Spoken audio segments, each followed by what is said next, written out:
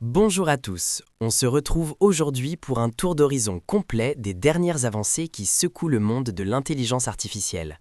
Nous ne parlons pas seulement de nouveaux modèles, mais d'un changement radical dans la manière dont nous concevons le logiciel, dont nous soignons les maladies et même dont nous régulons cette technologie.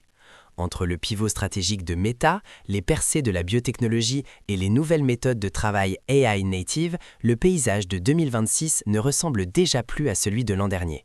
On décortique ensemble 7 actualités majeures issues des dernières analyses d'Andrew Ng et de l'équipe de deeplearning.ai. Andrew Ng nous partage une réflexion fondamentale cette semaine. L'IA ne se contente pas de coder plus vite, elle redéfinit la structure même des équipes de développement. Traditionnellement, on fonctionnait avec des ratios d'environ 8 ingénieurs pour un chef de produit PM.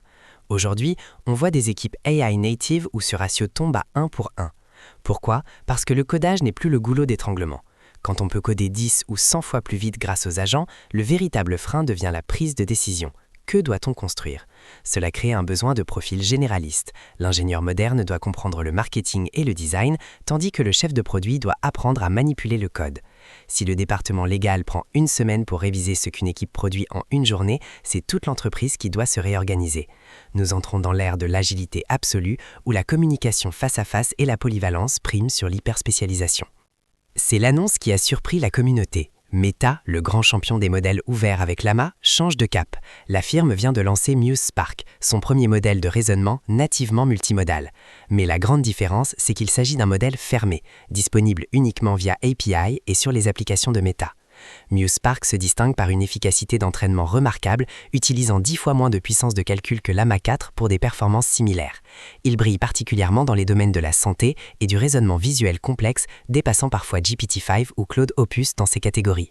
Ce pivot vers le propriétaire montre que Meta veut désormais rivaliser frontalement avec OpenAI et Google sur le terrain commercial, quitte à délaisser une partie de la communauté de développeurs qui s'était construite autour de ces modèles ouverts. Techniquement, Muse Spark introduit une innovation fascinante, le mode Contemplating ou Contemplation.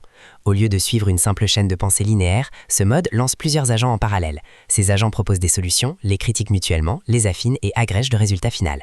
Pour optimiser ce processus, les ingénieurs de Meta ont utilisé une technique appelée compression de pensée. Ils ont pénalisé le modèle lorsqu'il utilisait trop de jetons de raisonnement inutiles.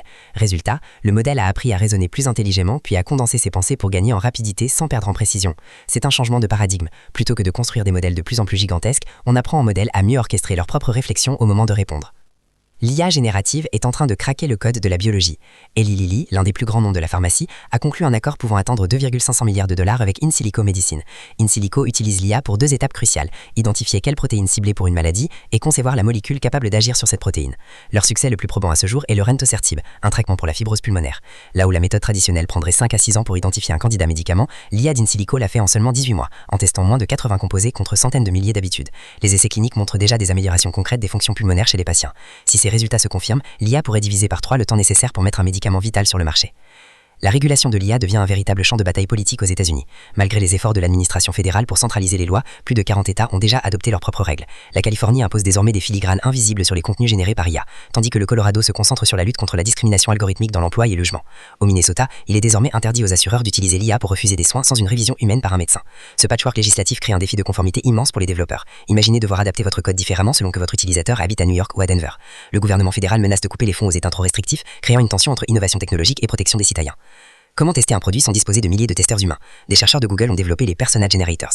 Jusqu'ici, demander à une IA d'agir comme un utilisateur type produisait souvent des réponses trop lisses ou moyennes. Grâce à un algorithme évolutif, ces nouveaux générateurs créent 25 personas distants qui couvrent tout le spectre des attitudes humaines, du technophile enthousiaste au sceptique méfiant. Ces personas ne se contentent pas de simuler des démographies, ils simulent des systèmes de croyances. En testant des questionnaires sur la santé ou la finance, ces personas synthétiques ont couvert 82% de la diversité des réponses humaines réelles. C'est un outil révolutionnaire pour les entreprises qui veulent anticiper les réactions du marché avant un lancement. Pour conclure, revenons à la pratique du code. Une nouvelle méthode s'impose, le développement piloté par les spécifications, Spec-Driven Development. Avec l'arrivée des agents de codage autonomes, le rôle du développeur change. Il ne s'agit plus de pousser du code ligne par ligne, mais de rédiger des spécifications extrêmement précises que l'agent exécutera. C'est un flux de travail discipliné, on définit le besoin, on guide l'implémentation étape par étape et on garde le contrôle total sur l'architecture. C'est une compétence cruciale à acquérir en 2026. L'IA n'est plus seulement un assistant de saisie semi-automatique, elle devient un collaborateur qui a besoin d'instructions claires et structurées pour être réellement efficace. Voilà qui résume les points clés de cette semaine riche en rebondissements. On voit bien que l'IA n'est plus seulement une curiosité technologique, mais un moteur qui redéfinit l'économie, la loi et la science. Que vous soyez développeur, créateur ou simplement curieux, l'important est de rester adaptable face à ces changements de rôle. Et vous, qu'en pensez-vous ? Est-ce que ce virage de Meta vers des modèles fermés vous inquiète pour l'avenir de l'innovation ? Partagez vos réflexions en commentaire et on se retrouve très vite pour une nouvelle analyse.